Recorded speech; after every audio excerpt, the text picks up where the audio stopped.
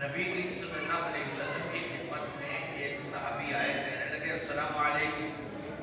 آپ نے سلام کا جواب دیا اور فرمایا لک عشر، تمہارے لیے 10 ہے۔ ایک اور آئے، کہنے لگے السلام علیکم ورحمۃ اللہ، آپ نے فرمایا لک عشرون، تمہارے لیے 20۔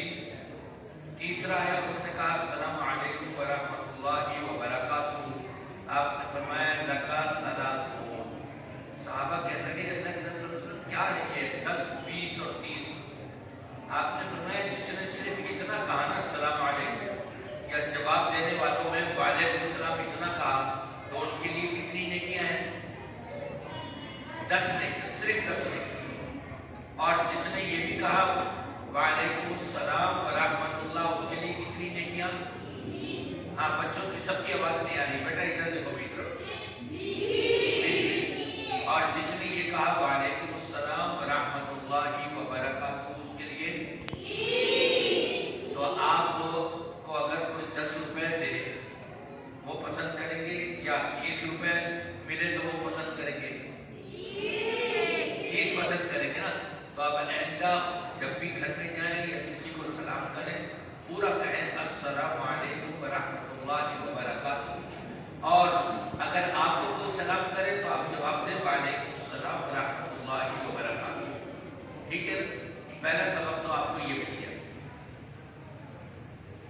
الحمدللہ الذی ہدانا لہذا وما كنا لنهتدی لولا ان هدانا اللہ۔ اعوذ باللہ من الشیطان الرجیم۔ قد افلح من تزکا وذکر اسم ربہ فصلی بل تؤثرون الحیاة الدنیا والآخرة خیر وأبقى إن هذا لفي الصحف الأولى صحف إبراہیم وموسیٰ۔ رب تبارک و تعالیٰ نے ہمیں اپنے نبی صلی اللہ علیہ وسلم کے ذریعے سے بہت کچھ تعلیمات دی ہیں۔ میں ٹائم کو دیکھتے ہوئے اور ان بچوں کے شوق اور ذوق کو دیکھتے ہوئے، اور جو ان کے والدین یا رشتے دار آئے ہوئے ہیں ان کو دیکھتے ہوئے، اگرچہ پہلے میرا ارادہ یہ تھا کہ ذرا آج لمبی تقریر ہوگی، اب میں آپ سے پوچھوں گا کتنا ٹائم دوں میں آپ کا؟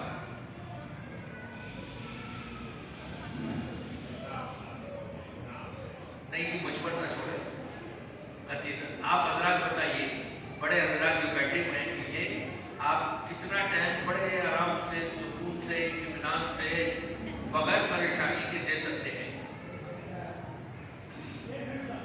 ہے جی 1 گھنٹہ ایک ہی کی آواز آئی ہے۔ اس وقت جو پروگرام ہوگا یہ بچے انتظار میں ہیں کہ ہمیں کیا گفٹ ملتا ہے، کیا انعام ملتا ہے، اور ان کے والدین بھی اس انتظار میں ہیں کہ ہمارے بچوں کو کیا ملتا ہے، ان کی بھی خوشی ہو۔ اور دوسرا یہ کہ آپ حضرات کے لیے جو کھانے کا انتظام کیا گیا ہے وہ بھی ٹھنڈا ہو جائے گا اگر آپ 1 گھنٹہ مجھے دیں گے تو۔ ویسے آپ کہیں گے تو میں انشاءاللہ فجر تک بٹھا کے رکھ سکتا ہوں اللہ کے فضل و کرم سے،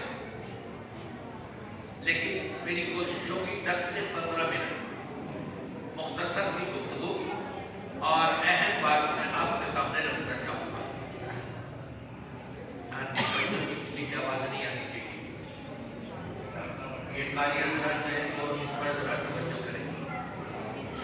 رب تبارک و تعالیٰ کا ارشاد اور فرمان ہے قد افلح من تزکا، جس نے اپنے نفس کا تزکیہ کر لیا، اپنے اعمال کی جانچ اور پڑتال کر لی، وہ تو کامیاب ہو گیا۔ اور جیسے ابھی ہمارے شیخ صاحب فرما رہے تھے، بڑی اچھی گفتگو آپ نے فرمائی مہمان کے بارے میں، جو مہمان آنے والا ہے۔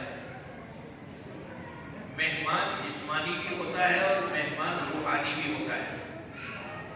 جسمانی مہمان آنے والا ہم اس کے لیے اہتمام کر دیتے ہیں، کھانے پینے کے لیے، ناشتے کے لیے، کچھ مہمان نوازی کے لیے ہم سارے انتظام کر لیتے ہیں، لیکن جو روحانی مہمان ہے،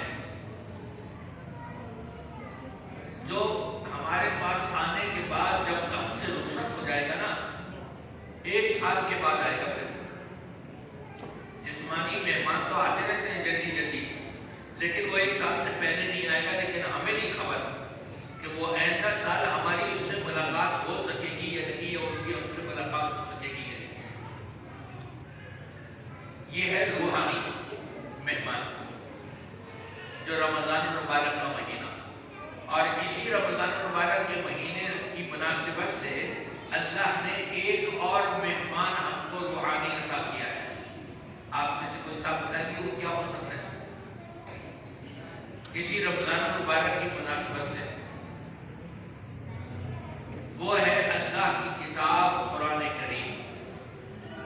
اِنَّا أَنزَلْنَاهُ فِي لَيْلَةِ الْقَدْرِ وَمَا أَدْرَاكَ مَا لَيْلَةُ الْقَدْرِ لَيْلَةُ الْقَدْرِ خَيْرٌ مِّنْ أَلْفِ شَهْرٍ تَنَزَّلُ الْمَلَائِكَةُ وَالرُّوحُ فِيهَا بِإِذْنِ رَبِّهِم مِّن كُلِّ أَمْرٍ سَلَامٌ هِيَ حَتَّىٰ مَطْلَعِ الْفَجْرِ۔ اس رمضان مبارک کی مناسبت سے رب تبارک و تعالی نے رمضان کی اس رات کو یہ مہمان بھیجا اپنا،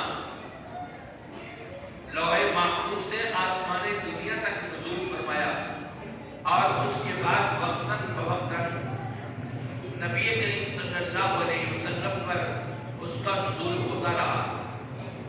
یہ مہمان ایسا ہے کہ اگر چلا بھی جائے نا، جانے کے بعد بھی ہمارے کام آتا ہے۔ جسمانی مہمان ضروری نہیں کہ وہ جانے کے بعد ہمارے کام آ سکے نہ آ سکے۔ کہتے منہ دیکھے کی بات اور ہوتی ہے، پیچھے کی بات اور ہوتی ہے، کون کسی کے کام آتا ہے۔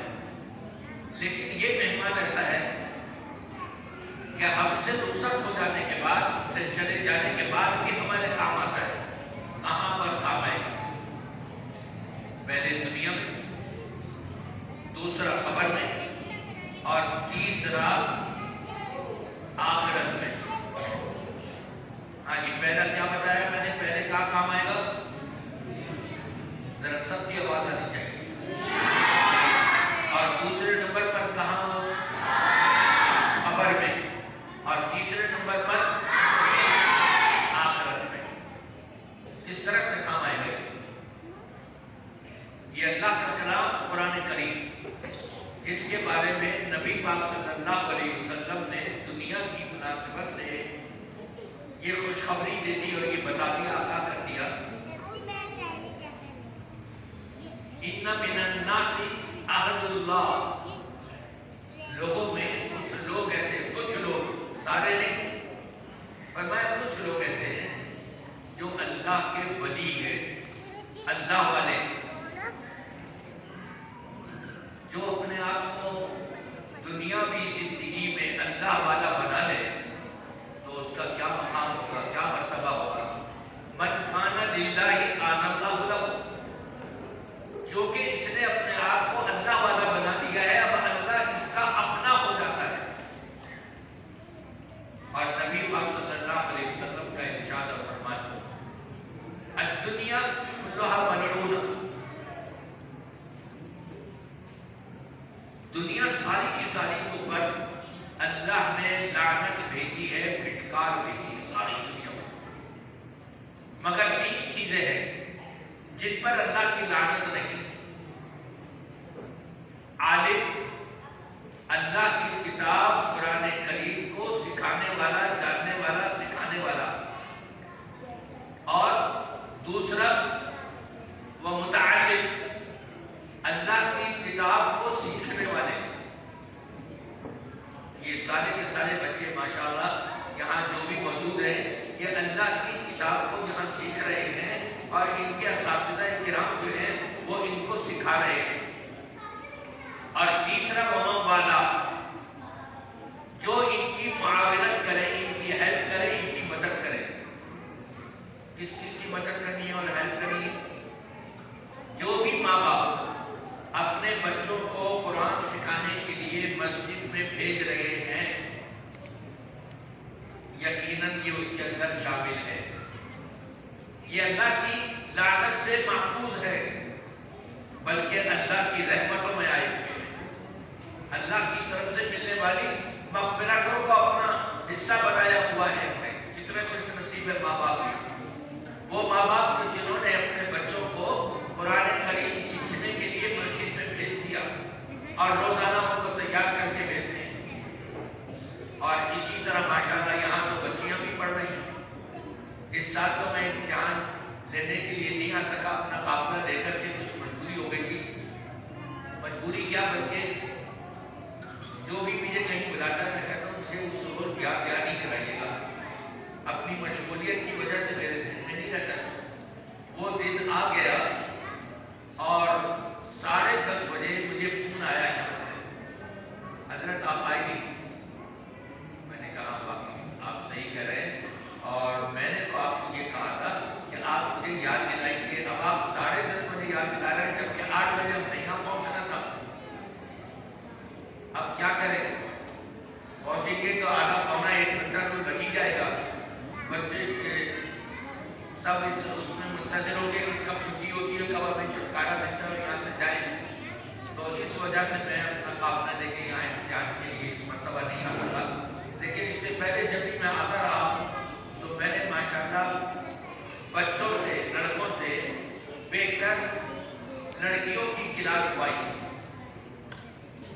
ترجمہ بھی پڑھ رہی ہے، قرآن مجید حفظ بھی کر رہی ہے، قرآن مجید ناظرہ بھی پڑھ رہی ہے، دعائیں بھی، حدیثیں بھی، ان کا ترجمہ بھی۔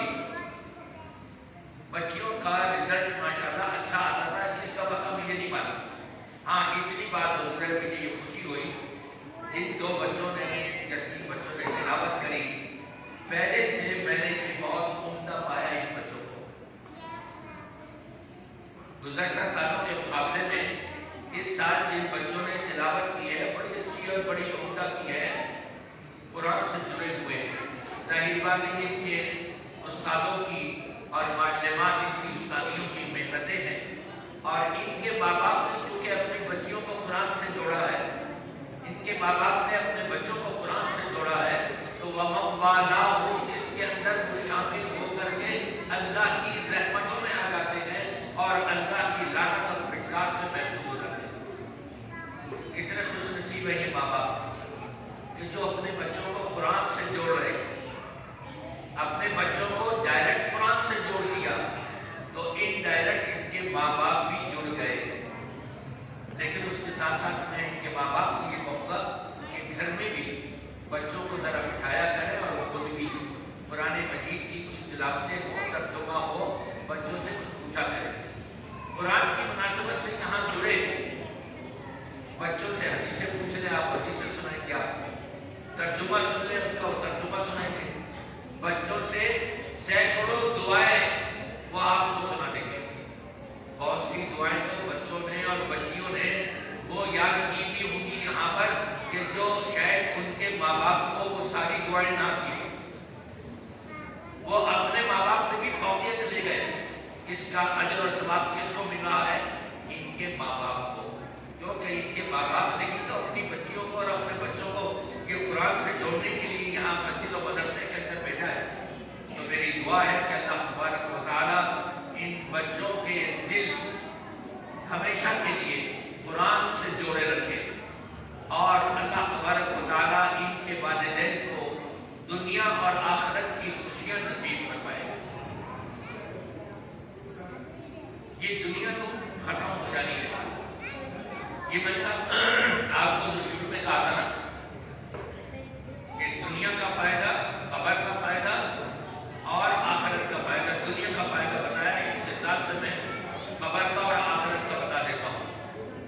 قبر میں جب مرد اور عورت ایمان والے چلے جاتے ہیں، منکر نکیر آ جاتے ہیں، جنت میں لے جانے والے فرشتے بھی اور جہنم میں لے جانے والے فرشتے بھی۔ جیسے جہنم کے فرشتے آتے ہیں، بھائی اس کو آپ لے کے جائیں گے، ایک طرف نماز آ جاتی ہے، خبردار یہ بندہ یہ بندی نماز پڑھتے تھے، میں نہیں جانے دوں گا۔ اس طرف قرآن آ رہا ہے کہ یہ تو قرآن سے جڑے ہوئے تھے، قرآن پڑھا کرتے تھے، قرآن کی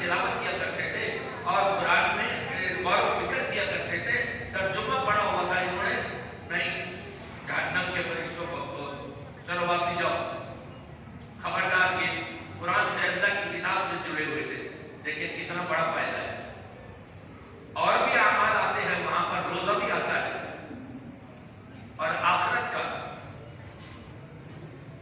کا فائدہ یہ ہے کہ قرآن جن بچوں نے پڑھا، یاد کیا، اپنے سینے میں محفوظ کیا، رب تبارک و تعالیٰ فرمائے گا اقرا، اے میرے بندے تم دنیا میں تو پڑھتا تھا نا، آج میرے سامنے پڑھتا. کیا احساس ہوگا اگر ہم کسی دنیا کے بادشاہ کے سامنے، وزیر کے سامنے قرآن پاک سنانے کا ہم کو موقع ملا ہو تو کتنی خوشی ہوگی. میں نے اتنی بڑی محفل میں قرآن سنایا، مجھے شاباش ملی ہے. اور وہاں رب العالمین احکم الحاکمین، مالک الملک، ملک الاملاک، جو تمام بادشاہوں کا بادشاہ ہے، وہ کہے گا اے میرے بندے، میری بندی، جیسے قرآن پاک تم دنیا میں پڑھتے تھے آج میرے سامنے پڑھتے جاؤ تم، اور درجات جنت میں بلند و بالا اس سے حاصل کرتے جاؤ. اور پھر ان بچوں کے اور بچیوں کے ماں باپ، ان کو معلوم نہیں رکھا جائے گا. انہوں نے اپنے بچوں کو، اپنی بچیوں کو قرآن مجید سے جوڑا اور خود بھی جڑے ہوئے تھے اور اس کے مطابق عمل بھی کر رہے تھے، اور اپنے بچے اور بچیوں کو عمل کروا بھی رہے تھے اس کے مطابق. وہاں ان کے ماں باپ کو ان کے سر پر ایسا تاج لا کر کے رکھا جائے گا کہ انبیاء کرام علیہ السلام رشک کریں گے، واہ بھائی واہ کیا انعام ملا ہے. ایسا چمکتا دمکتا ہوا بڑی دور تک کسی خاتون نے ناک کی کیل ہیرے کی پہنی بھی ہو نا، بڑی طرح کی محفل میں دو کے لہٹے ہیں، اور لہٹے جو پڑ رہے ہیں اب اس کی چمک یہ ہر طرف اپنا منہ ہلا لیں گے اور بڑی چمک رہی گی اس کی ناک کی کیل. وہ تاج سر ہلانے کی ضرورت بھی نہیں ہوگی، ایسا چمک رہا ہوگا، ایسی اس کے اندر نور ہوگا رب تبارک و تعالیٰ کی طرف سے کہ انبیاء اور تو اور انبیاء کرام علیہ السلام رش کر رہے ہوں گے کہ اللہ نے کیا احساس دیا ہے ان بچے اور بچیوں کے والدین کو کہ جنہوں نے اپنے بچے اور بچیوں کو قرآن مجید سینے میں محفوظ کرایا اور اس کو پر عمل کرایا. فوائد گننے لگ جاؤں تو بے شمار ہیں، لیکن میں نے جیسے کہا تھا 10 سے 15 منٹ کے اندر میں انشاءاللہ اپنی گفتگو کو سمیٹنے کی کوشش کروں گا. میں ساتھ ساتھ ان ماں باپ کو بھی کہ جن کے دیگر رشتے دار ہیں، دیگر پڑوسی ہیں، جن سے ان کا ملنا جلنا ہے، چاہے عورتوں کا عورتوں سے ملنا جلنا ہو، چاہے مردوں کا مردوں سے ملنا جلنا ہو، کیا آپ ان کے بھی حقوق ادا کر رہے ہیں؟ بیٹا آپ نے یہ اعزاز اللہ تبارک و تعالیٰ سے اور یہ اتنی بڑی نعمت حاصل کرنے کے لیے اپنے بچے اور بچیوں کو مدرسے میں لگا دیا اور بٹھا دیا اور یہ ماشاءاللہ پڑھ رہے ہیں. کیا آپ کو اپنے پڑوسیوں کے بارے میں، اپنے سے ملنے جلنے والی خواتین اور اپنے ملنے جلنے والے بچوں کے لیے بھی ہمدردی پیدا ہوئی؟ ان کو بھی بتاتے بھائی وہ ہمارا بچہ وہاں ماشاءاللہ قرآن مجید پڑھ رہا ہے، بڑی اچھی تعلیم دی جا رہی ہے، کوئی فیس نہیں لیتے آپ سے، بھیجیں آپ بھی وہاں پر. مسجد والے یہ نہیں کہیں گے بھائی ہمارے پاس تعداد بہت زیادہ ہو گئی ہے اور اب ہم زیادہ استاد نہیں رکھ سکتے، نہیں، آپ سے پیسے بھی نہیں مانگیں گے. بھائی اتنے بچے، مجھے یاد ہے جب میں ابھی عالم کا کورس مکمل نہیں کیا تھا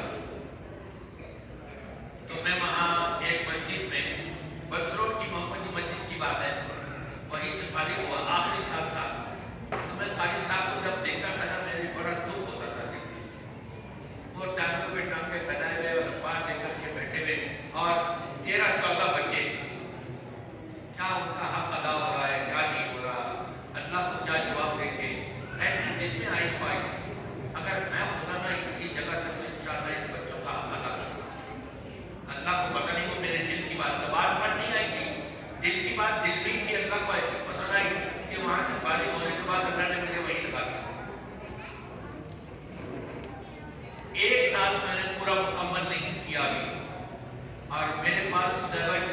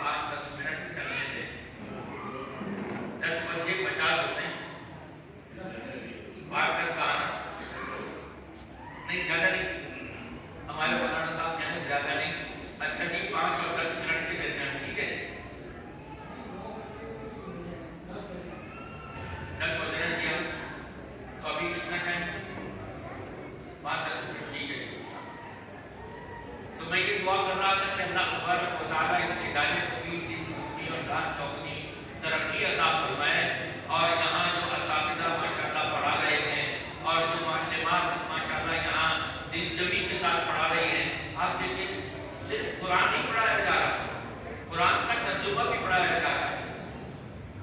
اسی لیے تو رب نے فرمایا تھا نا، افلا یتدبرون القرآن ام علی قلوب اقفالها، لوگوں کو کیا ہو گیا ہے قرآن مجید میں غور و فکر نہیں کرتے۔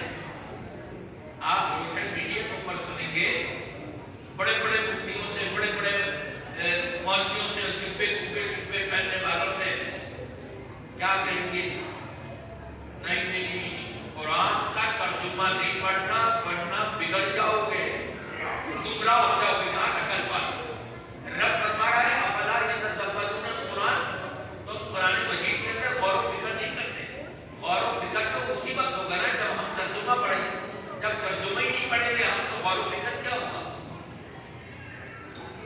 یہ شیطان کے کہے میں آ کر کے اور سوشل میڈیا کے اوپر یہ نعرے لگاتے ہیں، خبردار تم قرآن کا ترجمہ نہیں پڑھنا، اگر تم نے کچھ پوچھنا ہے ہم سے پوچھو، آ کر کے ہم سے آ کر کے نہیں پوچھو گے تو پھر یہ ہدیہ اور گفٹ کہاں دو گے، ہماری جیب میں کہاں بھرے گی؟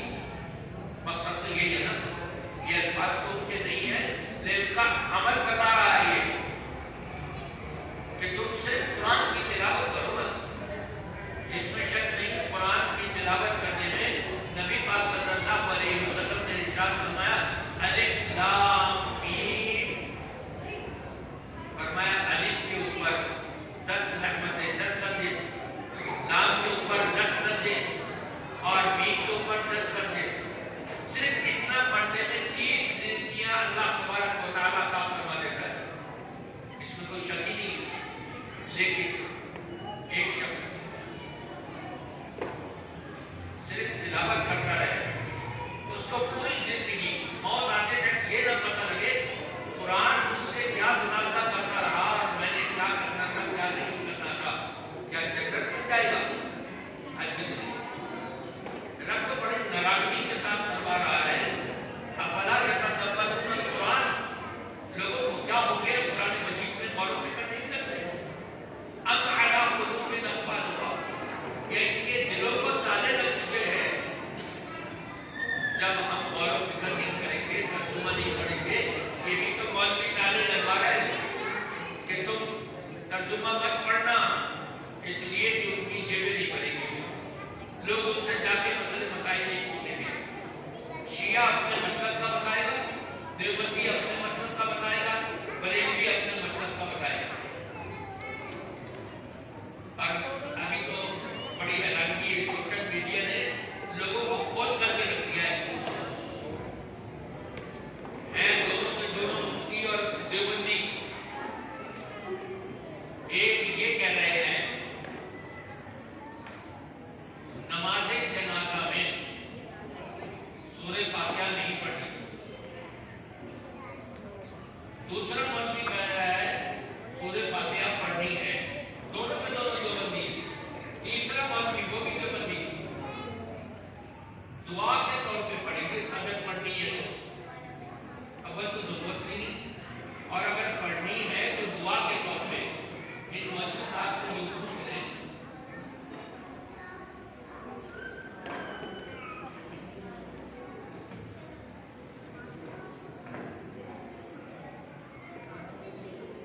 ایک مولوی صاحب سے یہ پوچھ لیا جائے، آپ کہہ رہے ہیں کہ سورہ فاتحہ کو تلاوت کے طور پہ نہیں پڑھنا، دعا کے طور پہ پڑھنا ہے،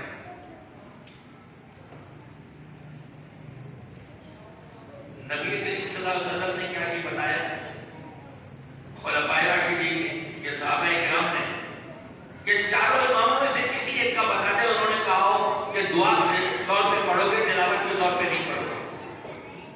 ہمارے کے برابر میں فضیلت شیخ مولانا مفتی تقی عثمانی صاحب حفظہ اللہ کا ادارہ ہے، انہوں نے اپنے بڑے بھائی کی نماز جنازہ پڑھائی اور سورۃ فاتحہ پڑھی۔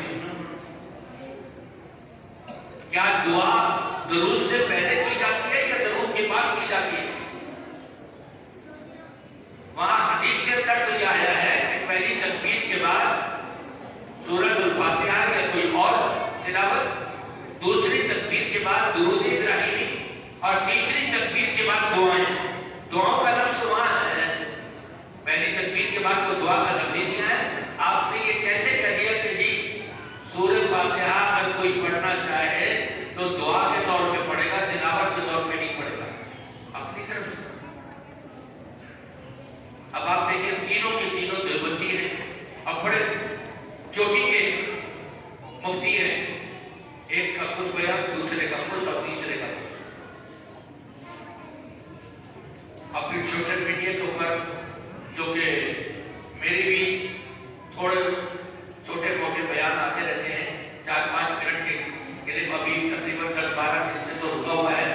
ایک آدھ دن میں انشاءاللہ مزید اس کو شروع کرنے والا ہوں.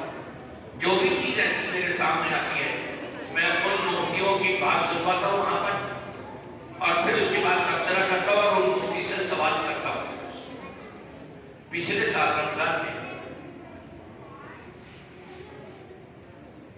فقہ حنفی سے تعلق رکھنے والے دیوبندی علماء، ان کے جو بزرگ گزرے ہیں ان کی کتابوں کے ریفرنس سے غالباً 9 یا 10 کتابوں کی ریفرنس سے میں نے یہ ذکر کیا کہ یہ سب کہتے ہیں نماز تراویح کی 8 رکعات سنت رسول ہے.